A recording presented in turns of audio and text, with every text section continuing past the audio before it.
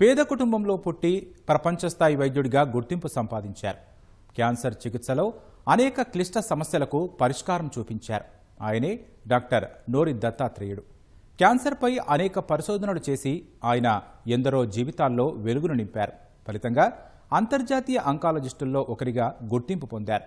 ఆయన సేవల్ని గుర్తించిన కేంద్ర ప్రభుత్వం 2015లోనే పద్మశ్రీ పురస్కారంతో సత్కరించగా తాజాగా పద్మభూషణ్ అవార్డుకు ఎంపిక చేసింది.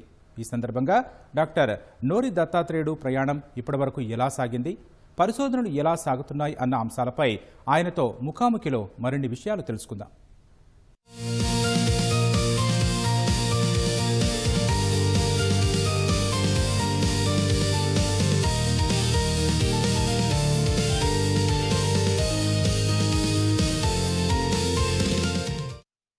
క్యాన్సర్ రోగులకు చేస్తున్న సేవలకు గాను ఆయన మనందరికీ సుపరిచితమే. ఆయనే నోరి దత్తాత్రేయుడు గారు. కేంద్ర ప్రభుత్వం ఆయన సేవల్ని గుర్తించి పద్మభూషణ్ అవార్డుకు ఎంపిక చేసింది. ప్రస్తుతం నోరి దత్తాత్రేయుడు గారు మనతో ఉన్నారు. మరి ఆయన్ని అడిగి తెలుసుకుందాం, ఈ గుర్తింపు ఎలా అనిపిస్తుంది, ఇన్నేళ్ల ప్రస్థానంలో తనని కదిలించినటువంటి అంశాలేంటో. నమస్తే సార్. నమస్కారం. సో ముందుగా మీకు మా తరపున, ఈటీవీ ప్రేక్షకుల తరపున ప్రత్యేకంగా శుభాకాంక్షలు తెలియజేస్తున్నాము. పద్మభూషణ్ ఇప్పుడు నిజంగా అంటే మీ ఒక్కళ్ళకే కాదు, మేమందరం కూడా చాలా గర్వపడుతున్నాం తెలుగువారిగా. ఎలా అనిపిస్తుంది సంతోషం? థ్యాంక్ యూ అమ్మా, thank you for the time. Padma Bhushan రావటం చాలా ఆనందంగా ఉంది నాకు. బట్ మన దేశంలో మన గవర్నమెంట్ నేను చేసిన సేవలకి, ట్రీట్మెంట్లకి, పేషెంట్ కేర్ అవన్నీ గుర్తించి ఇది పద్మభూషణ్ ఇవ్వటం అనేది ఎంతో ఆనందకరమైన. ఎప్పుడు మనకి అవార్డులు వచ్చినప్పుడు ఎస్పెషల్లీ మనకి ఛాలెంజెస్ కూడా దూరాలి. ఈ ఛాలెంజెస్ ఏంటంటే, ఒక రకమైన మన క్యాన్సర్ ట్రీట్మెంట్లో అద్భుతమైన ఇన్నోవేషన్లు చేశాను, ట్రీట్మెంట్ కనుక్కున్నాను, వరల్డ్ వైడ్ రికగ్నిషన్ తెచ్చుకున్నాను, అంతా ఏ దేశానికి వెళ్ళినా కూడా. అప్పుడు ఇటువంటి వచ్చినప్పుడు ఇంకా ఏం చేయగలం, మన రాష్ట్రాలకి, తెలుగు రాష్ట్రాలకి, మన దేశానికి ఏం చేయగలం క్యాన్సర్లో అని కూడా ఎప్పటికప్పుడు అనలైజ్ చేసుకుంటూ ఉండాలి మన మైండ్. అందుకని నేను తప్పకుండా ఈ అవకాశాన్ని వాడుకుని మన రాష్ట్రాల్లో, ఎస్పెషల్లీ తెలుగు రాష్ట్రాల్లో, ఇండియాలో కూడా క్యాన్సర్ కేర్ని ఇంప్రూవ్ చేసేందుకు గట్టిగా ప్రయత్నిస్తాను. మన తెలంగాణ చీఫ్ మినిస్టర్ గారు రేవంత్ రెడ్డి గారు, అక్కడ ఆంధ్రప్రదేశ్ చీఫ్ మినిస్టర్ గారు మన నారా చంద్రబాబు నాయుడు గారు బ్రహ్మాండమైన అవకాశం ఇచ్చారు. నాకు అడ్వైజర్ కింద అపాయింట్ చేసినారు. సో మన తెలుగు వారందరికీ కూడా క్యాన్సర్ మీద అవగాహన పెంచడం, కొత్త కొత్త ట్రీట్మెంట్లు ఉన్నాయా లేవా అని చూడటం, రివ్యూలు చేయటం, ఇవన్నీ చేసి క్యాన్సర్ కేర్ని ఎన్హాన్స్ నెక్స్ట్ స్టెప్కి పట్టుకెడదామని ప్రయత్నాలు చేస్తున్నాను. ఏపీ తెలంగాణ రెండింటికి కూడా మీరు సలహాదారుగా ఉన్నారు. సో ప్రధానంగా మీరు ఏ విషయాన్ని ఇక్కడ గుర్తించారు? ఎందుకంటే క్యాన్సర్ కేసులు క్రమంగా ప్రపంచవ్యాప్తంగా పెరుగుతున్నాయి, మన తెలుగు రాష్ట్రాల్లో కూడా ఎక్కువగా పెరుగుతున్నాయి.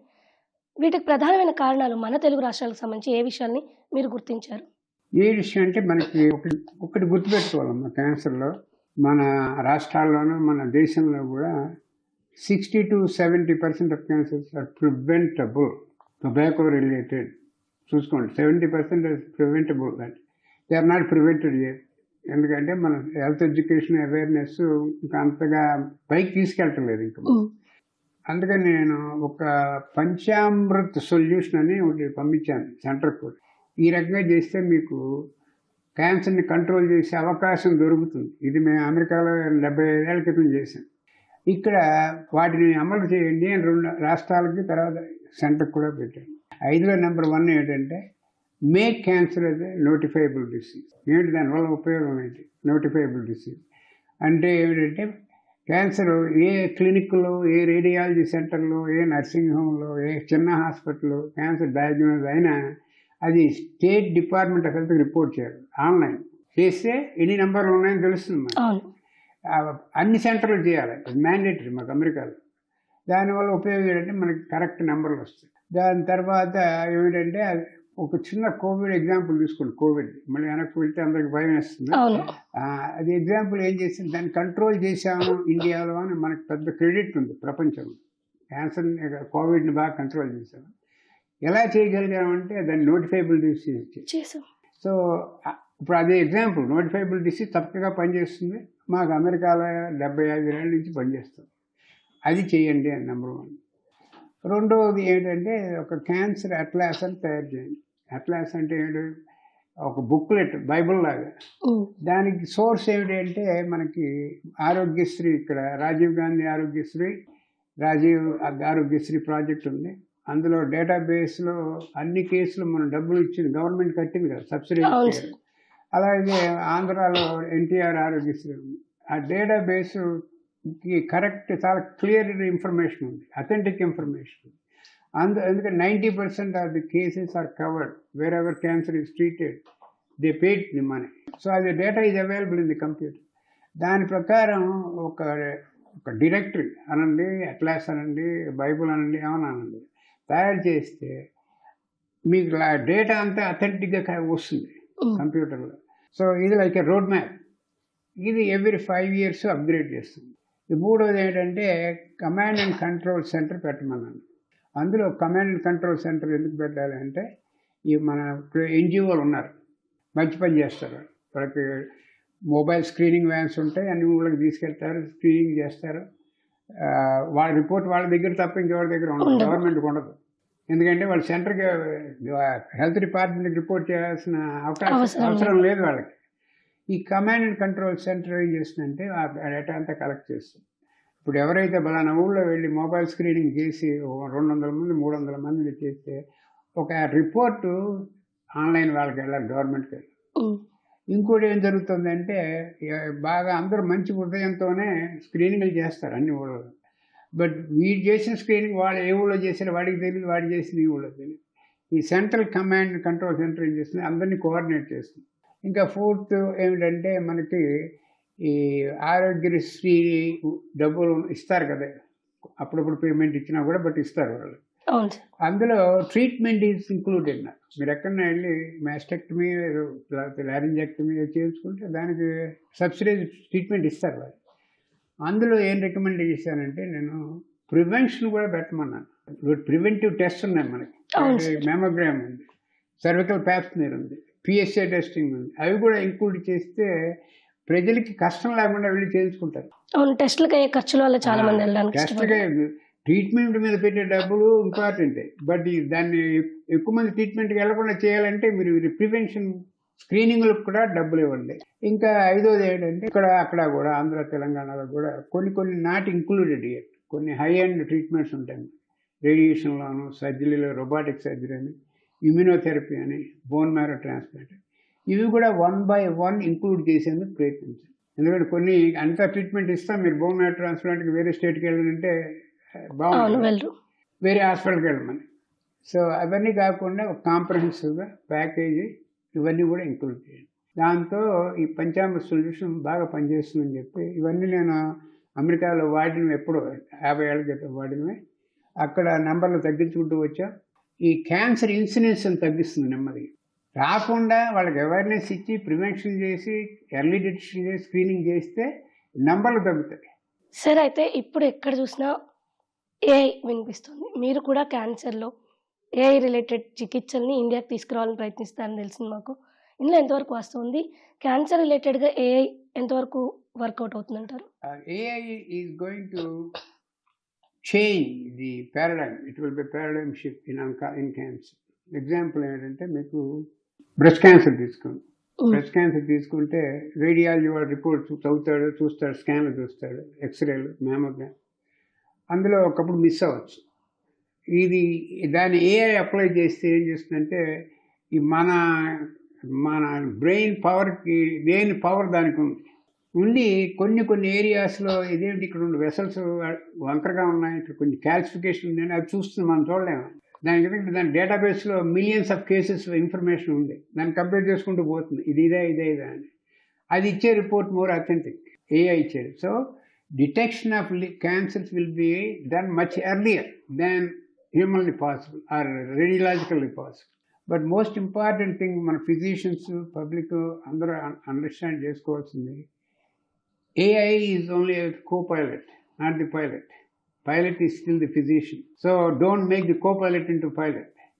అది మన హ్యూమన్ ఇంటెలిజెన్స్, డిఫరెన్షియల్ డయాగ్నోస్ ఇవన్నీ జరుగుతుంటే అదే సపోర్ట్ చేస్తుంది. అంతర్జాతీయంగా క్యాన్సర్ వైద్య సేవలు అందిస్తూనే ప్రస్తుతం 2 తెలుగు రాష్ట్రాల్లో ప్రభుత్వ సలహాదారుగా కీలక బాధ్యతల్లో ఉన్నారు డాక్టర్ నోరి దత్తాత్రేయుడు. ఈ క్రమంలో ప్రభుత్వ ఆసుపత్రుల్లో క్యాన్సర్ సంబంధిత పరీక్షలు పెంచాలని సూచిస్తున్నారు. అలాగే పోలియో మాదిరి క్యాన్సర్ రాకుండా ముందుగానే టీకాలు వేయించుకోవాలని అంటున్నారు. క్యాన్సర్ బారిన పడకుండా ఇంకా ఏం చేయాలో ఆయన్ని అడిగి తెలుసుకుందాం.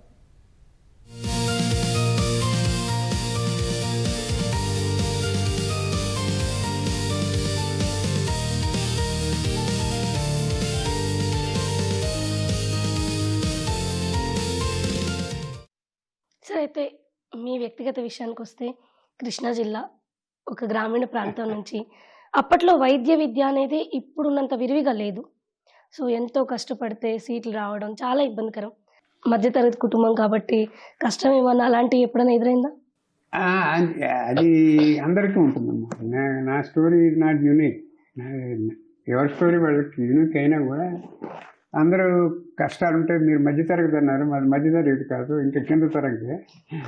సో కష్టాలు పడి పైకి వచ్చాము. Family support. మా ఫాదరు చిన్నప్పుడు పోయారు, మా మదరు అందరినీ పైకి తీసుకొచ్చింది. మా బ్రదర్స్ 1 by 1 ఒకటి పైకి వెళ్ళిన తర్వాత రెండవ పైకి తీసుకొచ్చారు అందరినీ. So family ties, family help, family support, family affection ఇవన్నీ బాగా ఉన్నాయి మాకు. సార్, నూరి దత్తాత్రేయుడు గారు అనగానే మాకు ముందు గుర్తొచ్చేది క్యాన్సర్. మీ పేరుతో సినానిమ్ లాగా అనిపిస్తుంది మాకు. అంతమంది పేషెంట్స్కి మీరు చికిత్స చేశారు, కానీ ప్రతి ఒక్కళ్ళకు కూడా వాళ్ళ లైఫ్లో ఒక్క కేసు చాలా స్పెసిఫిక్గా ఉంటుంది. మీ లైఫ్లో మీ జర్నీలో అలాంటిది ఏంటి? చాలా ఉన్నాయమ్మా కేసులు. ఒక ఆంకాలజీ వాడి ఇన్నాళ్ళు ప్రాక్టీస్లో ఉంటే, ఎస్పెషల్లీ నేను పెద్ద హాస్పిటల్, వరల్డ్ ఫేమస్ హాస్పిటల్లో ఉన్నాను నేను, స్లోన్ క్యాటరింగ్, న్యూయార్క్. వచ్చేవాళ్ళు అన్ని కేసులు కాంప్లికేటెడ్ కేసు, అందరూ వదిలేసి వస్తుంటాయి. అందుకని మేము చాలా ఇండివిజువల్గా వాళ్ళ ట్రీట్మెంట్ డెవలప్ చేసి ఇస్తాం. 6 నెలలు ఏడాది కన్నా ఉండవు, ఎందుకు ఇంటికి వెళ్ళి మందులు వేసుకోవాలంట. అటువంటి మేము వాళ్ళకి 15 ఏళ్ళు, 20 ఏళ్ళు, 30 ఏళ్ళు ఇచ్చినప్పుడు ఉన్నాయి. ఇజ్రాయెల్ నుంచి ఒక పేషెంట్ వచ్చింది, లండన్ వెళ్ళింది. అక్కడ పెడితే వాళ్ళు అమ్మ నీకు మేమేం చేయలేము అని చెప్తే అక్కడికి వెళ్ళింది, డాక్టర్ నోర్ దగ్గరికి వెళ్ళింది అమెరికాలో. సో వచ్చింది, నాకు ఆడికి స్పెషలైజ్ ట్రీట్మెంట్ ఇచ్చాం. చాలా అద్భుతమైన మా ఫ్యూచర్ టెక్నాలజీ వాడతాం అక్కడ. ఇప్పుడు అందరూ అన్ని హాస్పిటల్లో ఈ 2026 వాడితే మేము 2046 టెక్నాలజీ వాడతాం, రాబోయే టెక్నాలజీ. వాడి క్యాన్సర్ నయమైంది, క్యూర్ అయింది. ఎవ్రీ ఇయర్ పాస్ట్ మీరుకి వస్తుంది, మళ్ళీ అన్నీ నెగిటివ్గా ఉన్నాయి. నెగిటివ్గా ఉన్నాయి. నన్ను పిలుస్తూ ఉంటుంది రమ్మని ఇజ్రాయెల్కి. ఈ ఎవ్రీ ఇయర్ నాకు న్యూ ఇయర్ గ్రీటింగ్ కార్డ్ పంపిస్తుంటుంది. పంపించి మొన్న లాస్ట్ ఇయర్ గ్రీటింగ్ కార్డులో doctor Nori we are celebrating 42 years of wedding anniversary this year అన్నప్పుడు యూ విల్ బి గ్రాటిఫైడ్. అరే I did something good as an oncologist అని ఆనందపడతాం. అంటే రెగ్యులర్ ట్రీట్మెంటే కాదు, కొత్త కొత్త సాంకేతిక పరిజ్ఞానాన్ని మీరు క్యాన్సర్ పేషెంట్స్కి అందుబాటులోకి తీసుకొచ్చారు. ఎన్నో కొత్త థెరపీస్ని తీసుకొచ్చారు. సో ప్రతిసారి ఒక కొత్త థెరపీ మీద వర్క్ చేసినప్పుడు ఎలా అనిపిస్తుంది? సక్సెస్ అండ్ ఫెయిల్యూర్స్ అనేవి, అంటే వేరే డిపార్ట్మెంట్స్ వేరు, కానీ when it comes to the doctor ఒక లైఫ్ మీద డిపెండ్ అవుతుంది. సో అది ఎంత స్ట్రెస్ ఇస్తుంది? అది special feeling, especially addressing for oncologist. It's a special feeling because this is, you are dealing with human life. You are dealing with human life. What you do will change, make or break their life. So you, whatever you do, you have to be very careful and apply it very diligently. If you need more help from other specialties, take help, but make sure you provide a customized treatment for that patient. Then the result will be good. Covid తర్వాత lung cancer incidents ఎక్కువ బయటపడ్డాయి అనేది మనకి statistics చెప్తుంది. Covid వల్లే అని కొంత వాదన ఉంది, కాదు ఇప్పుడు స్క్రీనింగ్ వల్లే అనేది ఒక వాదన ఉంది. మీరు దేంతో ఏకీభవిస్తారు? ఏమంటారు దీనిపైన? అది కోవిడ్ వల్ల వచ్చింది లంగ్ ఫైబ్రోసిస్, లంగ్ ఇన్ఫెక్షన్ కొంతమంది రిజాల్వ్ అవ్వలేదు. దానివల్ల క్యాన్సర్ వచ్చిందని చెప్పడం కష్టం. Unless they have pre existing smoking history ఉండి already cancer in the developing stages, అది బయటపడుతుంది, గట్టిగా బయటపడుతుంది. బట్ ఏదైనా కూడా కేర్ఫుల్గా ఉండాలి. If you have history of smoking COVID or no COVID, be careful, go for screening and stop smoking first. ఒకసారి వ్యాధి వస్తే మనం సంపాదించేది ఆగిపోతుంది అండ్ మనం సంపాదించింది మొత్తం డిసీజ్ కోసం ఖర్చు పెట్టాలి. సో ఈ అవగాహన ఎందుకని మనలో రావడం లేదనుకుంటున్నారు? ఎలా తీసుకురావచ్చు? ఇది యూనివర్సల్ కేర్ ఇంప్లిమెంట్ చేయాలి. Patient should not be burden selling there home, selling property to provide for money for the treatment. It's not ethical. So ఈ గవర్నమెంట్ ప్రోగ్రామ్స్ కొన్ని ఇంకా ఎన్హాన్స్ చేయాలి. ఈ ఆరోగ్యశ్రీ లైక్ పూర్వం లేదు, కరెక్ట్. ఇప్పుడు ఈ మధ్యన వచ్చింది, అది itself is a good thing. ఆరోగ్యశ్రీలో ఇండికేషన్స్ పెంచాలి, ప్రివెంటివ్ ఆస్పెక్ట్ కూడా ఇంక్లూడ్ చేయాలి, లేని ఏరియాస్ కూడా కవర్ చేయాలి with good technology, good faculty, good treatment పెంచితే అక్కడ కూడా ఆరోగ్యశ్రీ అప్లై చేయొచ్చు. అక్కడ they will have more access, they are affordable and accessful. ఈ కార్పొరేట్ వాళ్ళు కూడా కొంచెం రేట్లు తగ్గించడం, కొంచెం సర్వీస్ ఓరియంటెడ్గా డైల్ పెట్టుకుంటే కార్పొరేట్ హాస్పిటల్స్ ప్రజలకు బాగా పనికొస్తుంది. క్యాన్సర్ చికిత్స ఇంకా పనిచేయదు అనుకున్నప్పుడు మనం వెళ్ళేది హౌస్పైస్కి. సో ఈ హౌస్పైస్ ట్రీట్మెంట్స్ చాలా ఖరీదుగా మారుతున్నాయి. చాలామంది ఎఫర్ట్ చేయలేకపోతున్నారు. అంటే చివరి దశలో ఉన్న వాళ్ళకి పెయిన్లెస్గా వాళ్ళ లైఫ్ లీడ్ చేయడానికి ఎక్కువ ఇది ఉపయోగపడుతుంది. ఇలాంటి హౌస్పైస్ ట్రీట్మెంట్స్ని ఇంకా గవర్నమెంట్ సెక్టర్లో తీసుకురావాల్సిన అవసరం ఏ మేరకు ఉంది? యుఎస్ లాంటి కంట్రీస్లో వీటిని ఎలా ఇంప్లిమెంట్ చేస్తున్నారు? యుఎస్లో మాకు హాస్పిస్ కేర్ ఉంటుందమ్మా, చాలా ఉన్నాయి సెంటర్లు, కొన్ని గవర్నమెంట్ స్పాన్సర్డ్, కొన్ని ప్రైవేట్. ఇక్కడ కూడా 20 ఏళ్ల క్రితం ఇప్పుడు చూస్తే హాస్పిస్ సెంటర్లు బాగా వచ్చినాయి. పాలియేటివ్ అండ్ పెయిన్ సెంటర్స్, కొన్ని ఇన్పేషెంట్స్, కొన్ని అవుట్ పేషెంట్. దానికి కూడా మనం ముందుకు తీసుకెట్టుగా చేయాలి. అక్కడ మాకు palliative and pain post graduate course ఉంటుంది మెడికల్ స్కూల్లోనూ, చాలా పోస్ట్ గ్రాడ్యుయేషన్. ఇక్కడ కూడా అలాంటిది పెట్టాలి మెడికల్ కాలేజ్. అప్పుడు అందులో కూడా సెంటర్స్ వస్తాయి, అందులో కూడా డాక్టర్లు ఉంటారు, క్వాలిఫైడ్ డాక్టర్స్, మనకి ప్రజలకి సేవ చేయగలుగుతాం. ఇప్పుడు ఏమిటంటే క్యాన్సర్లో if you can prevent it, if you can treat it early stage 1, 2 and 3, cure them, treat them. If you cannot do that, give them good palliation. ఈ 3 కంటిన్యూస్గా పోతూ ఉండాలి. ఇప్పుడు లక్కీగా ఏమిటంటే మనకి స్టేజ్ 3 and 4 చాలా భయంకరంగా ఉండేది పూర్వం, దాని ట్రీట్మెంట్ ఏమి ఉండేది కాదు. ఇప్పుడు మాలిక్యులర్ ఆంకాలజీ, ఇమ్యూనోథెరపీ వచ్చిన తర్వాత ఈ అడ్వాన్స్ క్యాన్సర్కి కూడా కంట్రోల్ చేసే అవకాశం వచ్చింది మనకి. అందుకనే మాకు ఇప్పుడే రిలీజ్ చేసాం లాస్ట్ వీక్ అమెరికాలో, about 75% of all cancers of all stages are living longer than 10 years. దానికి కారణం ఏంటంటే ఇవన్నీ awareness, early detection, screening and treating of advanced cancers with new techniques, molecular treatment, molecular oncology and immunotherapy. సరే అండి, మనం ఇప్పటిదాకా disease వచ్చిన దాకా సంగతి మాట్లాడుకున్నాం, రాకుండా స్క్రీనింగ్ కూడా మాట్లాడుకుంటున్నాం. కానీ రాకుండా ఉండేందుకు వ్యాక్సినేషన్స్ కూడా అందుబాటులో ఉన్నాయి. ఇప్పటికీ కూడా వ్యాక్సినేషన్ విషయంలో చాలా మిత్స్ ఉన్నాయి. ఇవి నిజంగా మిత్సేనా, లేదంటే దాని వెనకాల నిజం కూడా కొంత ఏమైనా ఉందా? Myth is a myth. We cannot support myth, misinformation. Cancer, for cervical cancer vaccination is 100% effective. ఇది 5 years రీసెర్చ్ కాదు, 10 years కాదు, for 20 years రీసెర్చ్. అమెరికాలో, యూరప్లో, ఆస్ట్రేలియాలో అన్ని చోట్ల this is being done routinely. ఇప్పుడు చాలా మటుకు నేను ఇండియా వచ్చినప్పుడు చూస్తే చాలామంది ఎన్జిఓలు they are doing camps to vaccinate. అవును, I really applaud them for doing that. ఇంకా మోర్ అవేర్నెస్, మోర్ యాక్సెసిబిలిటీ రావాలి వ్యాక్సిన్. అది మిత్ అయితే అది దాంట్లో మిస్కన్సెప్షన్ ఏమీ లేదు. ఇది 100% effective. Just like polio, vaccine తీసుకుంటే you can forget about polio. ఇప్పుడు వ్యాక్సిన్ తీసుకుంటే cervical cancer, you can forget about cervical cancer. Hope makes them live longer. It's always hopeful.